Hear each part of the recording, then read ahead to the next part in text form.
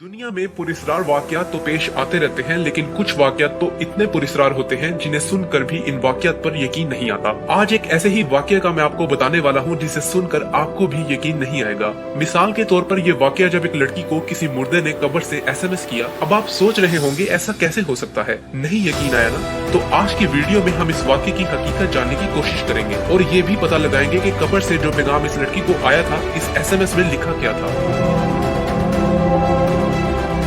ये south shield है, England का वो टाउन जहाँ शेरी एमरसन नामी एक ऐसी लड़की रहती है जिसने अपनी जिंदगी के कई साल अपनी दादी के साथ इसी टाउन में गुजारे थे।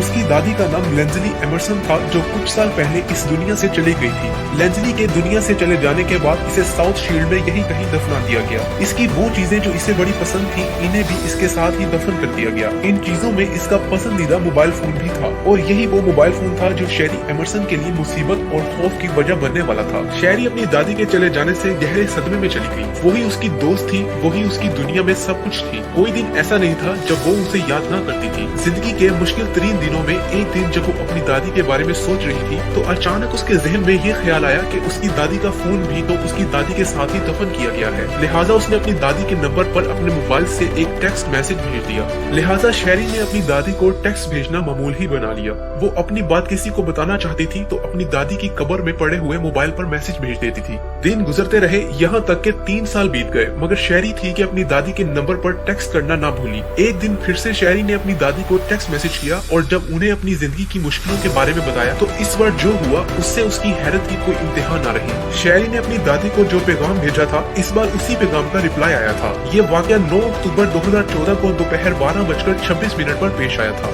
SMS पढ़कर शेरी खौफ के उस आलम में पहुंच गई थी जिस खौफ का सामना उसने अपनी जिंदगी में पहले कभी नहीं किया था। शेरी के मुताबिक उसकी दादी की कब्र में पड़े हुए मोबाइल से जो टेक्स्ट मैसेज आया था वो ये है। शेरी को यकीन नहीं आ रहा था कि दुनिया से चले जाने वाली उसकी दादी ने उसे कहा है, मैं तुम्हें देख रही हूँ और जल्द सब कुछ बेहतर हो जाएगा। ऐसा कैसे हो सकता है? कैसे कोई मरा हुआ शख्स किसी जिंदा इंसान के मोबाइल फोन के जरिए टेक्स्ट मैसेज भेज दे? लेकिन शेरी को लगा कि उसके साथ यही हुआ है। उसने यही पता चलाने के लिए अपनी दादी के नंबर से आने वाले पैगाम का रिप्लाई देते हुए पूछा कि मैसेज करने वाला शख्स कौन है। अपनी मरी हुई दादी का मैसेज पढ़कर शेरी तो ज़हनी तौर पर मजीद परेशान हो चुकी थी। उधर जिस नंबर से ये पैगाम आया था कि मैं तुम्हें देख रही हूँ और जल्द सब कुछ बेहतर हो जाएगा, अब उस नंबर से भी शेरी को मैसेज करने वाले का पता नहीं चल रहा था। उसने 3 साल पहले मर जाने वाली दादी के नंबर पर कॉल मिलाई। दूसरी तरफ से मोबाइल पर उसकी दादी नहीं बल्कि इंग्लैंड में ही रहने वाला एक शख्स बोल रहा था। जिस शख्स के पास शेरी की दादी का नंबर था, उसने शेरी को बताया, इस नेटवर्क को चलाने वाली कंपनी ने ये नंबर अब मुझे दे दिया है। काफी दिनों से मुझे इस नंबर पर अजीब से टेक्स्ट मैसेज आ रहे थे। पहले तो मैं परेशान हो गया था, फिर मुझे लगा शायद मेरा ही कोई दोस्त मुझसे मजाक कर रहा है। इसी वजह से मैंने आपको ये मैसेज भेज दिया। मैं तुम्हें देख रही हूँ और जल्द सब कुछ बेहतर हो जाएगा। शेरी ने इस बारे में मीडिया से बात करते हुए बताया,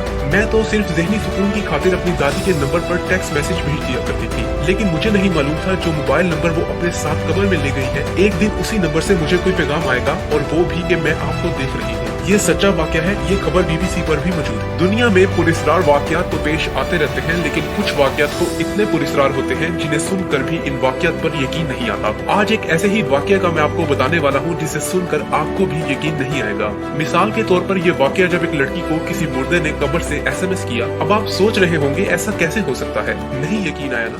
तो आज की